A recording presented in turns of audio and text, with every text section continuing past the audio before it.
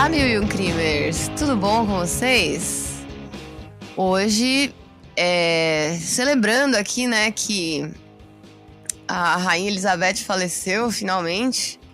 Essa monarquia aí, né, tem monarca de mais, guilhotina de menos. Mas é isso, queria já começar o programa de hoje aqui avisando que hoje é Medinhos. Hoje é Mil e um Medinhos, com historinhas que vocês me mandaram. E aí, na real, foi o seguinte. A nossa ouvinte Isa, ela mandou pra gente aqui 2 relatos dela. E isso rendeu, hein, gente? Então vamos lá. Eu já vou começar aqui logo contando que a Isa, ela mora em uma daquelas cidades históricas de Minas Gerais. E como vocês já devem imaginar, né, tem muitos relatos sobrenaturais. E ela mandou e-mail contando 2 deles, que são os que ela mais recorda e os que ela mais tem evidências. Então, o primeiro relato é o do Cavaleiro Fantasma da Rua Direita, que é a rua mais antiga da cidade. Ela não me falou qual que é a cidade dela, gente. Ela falou que é Minas Gerais, o estado, mas a cidade ela não falou. E eu fui pesquisar onde que é a Rua Direita, e tem muita Rua Direita em Minas Gerais, gente, tem pelo menos umas 20. Mas ela conta aqui que na época que isso aconteceu, o chão dessa rua era de pedra e não de asfalto. Então, quando os cavalos passavam ali, o barulho era ensurdecedor. E os moradores relatavam que de madrugada, perto das 3 da manhã mais ou menos, eles sempre ouviam os barulhos de trote de cavalo e umas correntes, enfim. Mas eles achavam que era realmente um cavalo mesmo, né? E ignoravam. Até que um dia, uma moradora, ela abriu a janela quando estava ouvindo esse barulho, às 3 da manhã, e ela viu um cavalo sem cabeça, com umas correntes amarradas nas patas, e um homem de sobretudo preto em cima dele. E aí, quando eu ouvi essa história, eu fiquei curiosa, né? E aí eu fui pesquisar um pouquinho mais. E foi quando eu descobri que Minas Gerais tem milhares de histórias de fantasmas e mistérios que não são muito bem explicados até hoje. Talvez por ser um dos lugares mais ricos, né? E por consequência mais explorados do Brasil, a gente sabe que Minas Gerais foi palco de muitos crimes contra pessoas que foram escravizadas. E o ouro, né? Principalmente por causa do ouro que foi encontrado lá por volta do ano de 1690 e poucos, né? E que foi quando os paulistas, né? Ou como são conhecidos, os bandeirantes, encontraram fartura de minérios no estado de Minas Gerais. E esse fator foi responsável por gerar uma forte demanda migratória para a região. Então tem muito sangue, né? De bandeirante, mas principalmente de pessoas indígenas, pessoas que foram escravizadas, enfim. Né, a gente sabe que, inclusive até hoje, né, tem muita empresa explorando Minas Gerais ilegalmente, e a gente tem aí também, como exemplo, né, as tragédias de Mariana e Brumadinho, que a gente sabe muito bem que são mais do que criminosas essas tragédias, né. Bom, voltando para o tema do podcast, né, antes que eu me irrite mais ainda com essa história, eu gostaria que, antes de tudo, professar o meu amor por Minas Gerais e pelos mineiros, né? Eu fui para Minas algumas vezes, fui para o Festival Internacional de Quadrinhos, que é um evento bienal que acontece por lá. E não só as pessoas são maravilhosas, né? Mas com certeza Minas Gerais é o lugar com a melhor comida do mundo. Do mundo, gente. Olha, assim, já viajei para bastante lugar, eu nunca vi um lugar com uma comida tão gostosa na minha vida. E olha que eu sou vegana, então eu imagino que, para quem não é, deve ser um paraíso, né? Bom, Minas Gerais é linda, perfeita, sem defeitos, eu amo vocês. E um dia eu ainda vou embora pra Minas de vez, porque eu simplesmente sou apaixonada por esse lugar. Enfim, continuando. Quando a Isa me mandou essa história aí, eu falei ali, né, que tem muitas lendas, vários mistérios, tem histórias sobrenaturais e extraterrestres, assim, sabe? E aí eu decidi dedicar esse Mil e um Medinhos ao meu grande amor, Minas Gerais. E encontrei várias histórias aqui para contar para vocês. Esse tal relato que a Isa contou do Cavaleiro Fantasma, né? Eu não encontrei nada especificamente sobre ele, mas eu encontrei uma lenda que se chama Lenda do Capitão Jack. E é essa história que eu vou contar para vocês agora. Thomas Trelawney era um capitão inglês responsável por comandar os trabalhos na Mina da Passagem no século XIX. Diz a lenda que ele nunca se recuperou da morte da esposa Alarina. E após a sua morte, o Thomas já não conseguia trabalhar... A morte da esposa, né? Não dele. Ele não conseguia trabalhar direito, ele passou a não se dar bem com as pessoas, enfim. Dizem que ele ficou muito perturbado depois do funeral dela. Que durante esse funeral foi realizado um ritual religioso conhecido como batismo para os mortos, que é um ritual muito comum da doutrina mórmon, que é quando uma pessoa viva é batizada em nome de uma pessoa já falecida. E aqui a gente tem que considerar, né, que no século XIX o medo de ir para o inferno era muito maior do que é hoje. Então, né, ele resolveu ser batizado em nome dela para que ela não fosse para o inferno, enfim. E aí ele recebeu o batismo em nome da sua esposa morta. E isso deve ter mexido profundamente com o espírito e a mente desse cara, né? Porque imagina, gente, você ter que ser batizado em nome da sua esposa morta, porque senão ela, vocês jamais se encontrariam novamente e ficariam... E ela seria condenada, né? Aí ao inferno, né? Eternamente, né? Bom, devido ao seu amor por Alarina, dizem que o espírito de Thomas teria voltado para o Brasil e decidido rondar ali pelo cemitério dos ingleses. Ele fazia sempre o mesmo caminho, né? Que ele cruzava a cavalo o Morro de Santana, que é onde ele morava, até ali, chegando pela margem do Ribeirão do Carmo, até Passagem de Mariana. E aí o Thomas Treloar, ele voltou para a Inglaterra, né?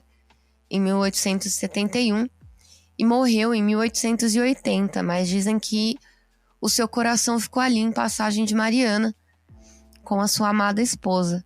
Alguns dos relatos falam sobre um vulto fantasmagórico montado a cavalo que se identifica como Capitão Jack para quem o flagra rondando o cemitério dos ingleses.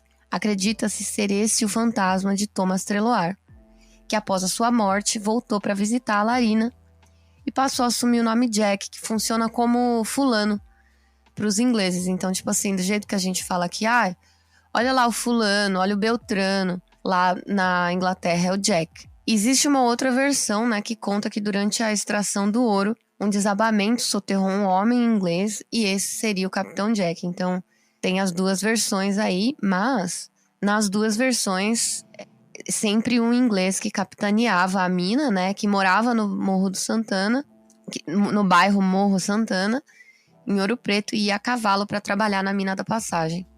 E a aparência do fantasma é sempre a mesma, né? Um homem todo vestido de branco. Ai, gente, tô com medo de ler essa história aqui sozinha hoje, pelo amor de Deus. Montado num cavalo branco que ronda a mina da Passagem e principalmente o cemitério dos ingleses, né? Ele se identifica como Capitão Jack e dizem que tem várias luzes por onde ele passa, assim, e isso assusta muitas pessoas. Ele não tem hora pra aparecer, pode ser qualquer hora do dia ou da noite. Ai, gente, agora tomar coragem pra contar a segunda história, porque eu terminei de contar a primeira aqui e já fiquei com medo, pelo amor de Deus. Mas vamos lá, né?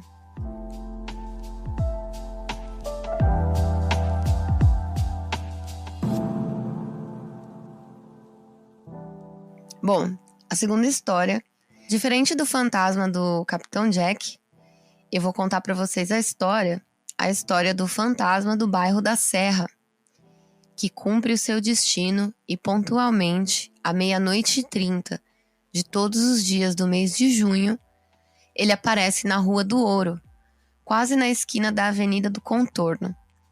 Um cavalheiro de terno preto e guarda-chuva, ele fica lá, imóvel, apenas observando a rua. Talvez um dos funcionários públicos anônimos do começo da história de Belo Horizonte, o lugar da aparição marca também uma das margens originais de onde começava a zona suburbana da capital. No bairro da Serra, se refugiaram parte significativa dos milhares de operários da construção civil que, depois de erguida a capital, ficaram sem trabalho. O destino dessas pessoas foi o esquecimento ou a escuridão da noite.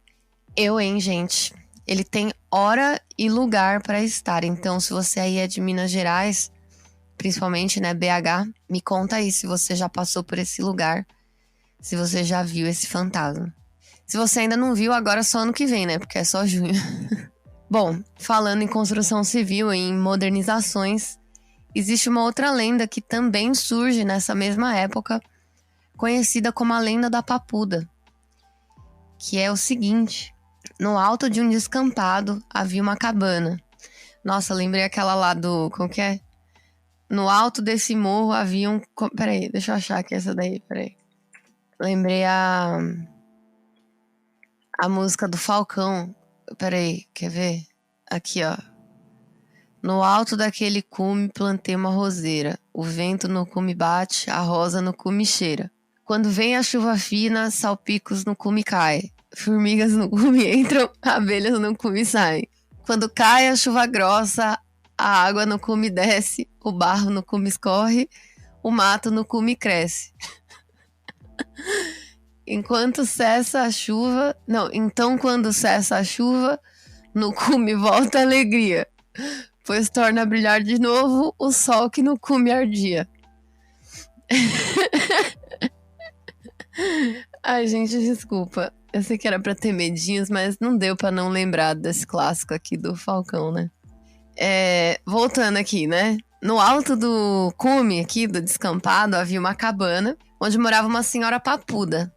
Na verdade, essa senhora, ela sofria de uma doença chamada bócio, muito comum na segunda metade do século XIX. Essa doença, ela se dá devido à falta de iodo, né? E faz com que a pessoa desenvolva uma espécie de papo por causa de uma inflamação e aumento da tireoide, que é uma glândula que fica ali no nosso pescoço. Ironicamente, diziam que essa senhora era uma curandeira e ela vivia de mau humor, já que ela não conseguia se livrar da doença. E aí esse mau humor só aumentou quando ela soube que ela teria que deixar a sua cabana, porque ali se ergueria a futura sede do governo de Minas, o Palácio da Liberdade. A temida senhora só deixou a sua choupana arrastada por guardas que estavam encarregados do despejo, não sem antes proferir em alto e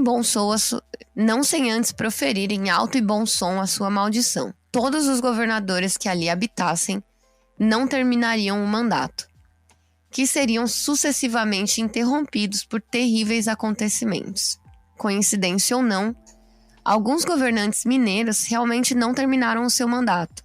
Então, a gente tem o João Pinheiro, que faleceu em 1908, sendo substituído por Júlio Bueno Brandão. Tem também o Raul Soares, que faleceu no cargo, sendo substituído por Olegário Maciel em 1924. E esse, por sua vez, veio a falecer de infarto fulminante em 1933, dentro de uma banheira no Palácio da Liberdade mesmo, durante o seu segundo mandato como presidente de Minas.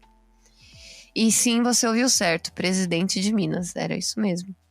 Isso sem contar algumas mortes trágicas de antigos ocupantes do palácio, e aí que já estavam fora do mandato mesmo, mas como foi o caso também do Juscelino Kubitschek e do Tancredo Neves. E aí, gente, vocês acreditam nessa história aí? Dizem que tiraram até um quadro lá de dentro do Palácio da Liberdade, porque dizia que era mau agouro. Enfim, várias lendas, né? E aí, voltando aqui, né, pra Isa, que mandou... Inclusive, muito obrigada, Isa, pelo seu relato, que me fez fazer toda essa pesquisa, que é muito interessante. A história de Minas Gerais é muito, muito rica, gente, sério. É surreal, assim, tipo... É muito doido a gente ver o que né, esse passado colonial aí, né, trouxe pra gente. Então, novamente aqui, ritmo de festa hoje, comemoração em homenagem aí à morte da Elizabeth. Bom, voltando aqui, a Isa que mandou esse relato, né, além dessa primeira história do Cavaleiro Fantasma que eu li no começo, ela contou um segundo relato que aconteceu com um familiar dela. E aí ela conta que lá na cidade dela, que ela também não contou a cidade, lá pelas décadas de 80 e 90, tinham muitas casas noturnas e os primos e amigos da família sempre iam juntos, né, na famosa boate, né, gente, na famosa baladinha. Boate é gíria de velho, né, que eu sou velha, né, gente, então é isso aí. E aí, ela falou que em uma dessas noites, né, o primo da Isa conheceu uma moça loira muito bonita e eles ficaram ali de paquera a noite toda. Como já estava tarde, ele se ofereceu para levar ela até em casa e ela aceitou a carona. Só que a moça morava na rua do cemitério e se não fosse pelas cercas dos quintais das casas, a visão dos moradores ao abrir a janela já seriam os túmulos. A moça, ela morava bem no final da rua e ela pediu para o motorista parar bem na frente da última casa, que ficava do ladinho de um dos portões desse cemitério aí. O rapaz, ele foi se despedir da moça, mas ela já estava ali fora do carro, então ele achou isso meio estranho, porque ele não ouviu ela saindo, nem a porta bater, nem a trava do cinto, nem nada. Mas ele achou que tudo bem, já que estava tarde, ele devia estar cansado, devia ser o sono. E aí ele olhou para a moça para se despedir e ela simplesmente passou flutuando por cima dos ombros dele e deu um sorriso, atravessando o portão como se ela fosse uma fumaça ou feita de algo impossível de ser tocado. Ai, gente, me deu um negócio ruim agora lendo isso aqui, pelo amor de Deus. Peraí, vou ver se consigo ligar pro meu amigo João pra contar essa história aqui enquanto faço uma ligação com ele, porque eu tô com medo. Peraí. Vocês já sabem, né? Quando eu fico com medo, eu ligo pro João.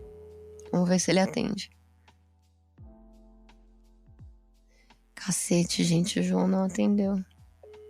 É isso, né? Vamos de coragem mesmo, então, né? Bom, quando eu li essa história, eu achei bem familiar, né? Porque todo mundo conhece uma história dessa, né? Tipo, tem a versão Dama de Branco, né? Que é uma moça que pede carona na estrada, enfim. Tem muitos relatos, né, dessa mesma história. Mas aí onde que eu já tinha escutado essa história, né? Lá vou eu fazer pesquisa sobre fantasmas, 2 horas da manhã, já me borrando de medo. Dizem que a curiosidade matou o gato, mas a gente sabe muito bem que um dia desses a curiosidade vai acabar me matando de tanto susto que eu tomo aqui. Bom, o que eu achei foi isso aqui. Segundo relatos mais antigos, na época dos bondes, uma misteriosa mulher, bela e muito simpática, costumava ficar sentada ali no último lugar do bonde.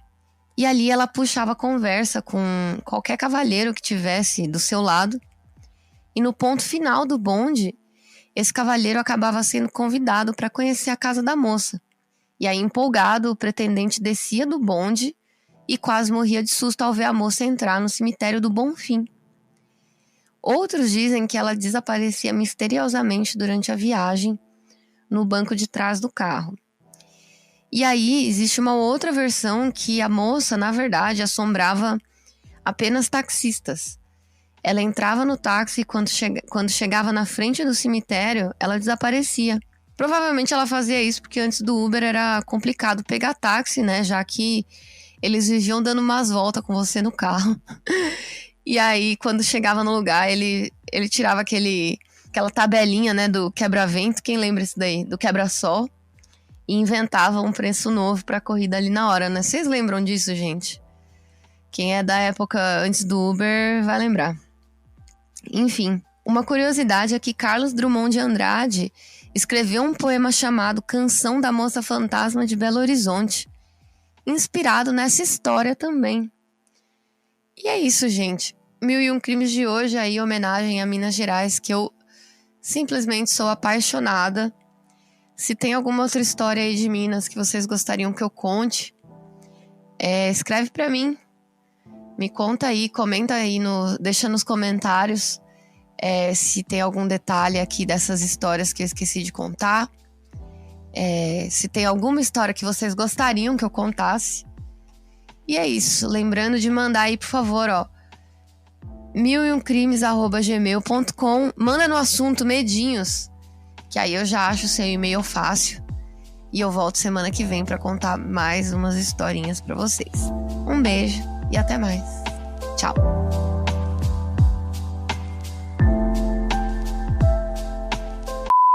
Olá, 1001 Crimers! Tudo bom com vocês? Fabi Marques aqui de novo para mais um mini episódio. E dessa vez medinhos, hein? Gente, tava aqui, acabei de acordar, né? Tava aqui vendo os melhores tweets sobre a morte da Rainha Elizabeth. E aí, gente, vocês, assim, né? Quem escuta o podcast já conhece, já sabe o que a gente acha da monarquia, né? Tinha que acabar, eu acho que tem monarca demais, guilhotina de menos, entendeu? E aí, eu vi um tweet aqui que é assim, vocês sabiam que existe um protocolo que deverá ser seguido quando a Rainha Elizabeth II falecer? A pessoa comentou assim: abriu uma Brahma e acendeu um cigarro. O brasileiro, gente, o brasileiro é maravilhoso. Falando aqui da morte da Rainha Elizabeth, que, gente, assim, né? É uma velha que, né, roubou aí. Só tiveram 22 países que não foram invadidos pelos britânicos, né? Então já sabe, né, gente? É, tinha que acabar, né? Tinha que passar a guilhotina em geral. É, em respeito à rainha, hoje eu vou me fazer de morto. Ai, não aguento, viu? Não aguento.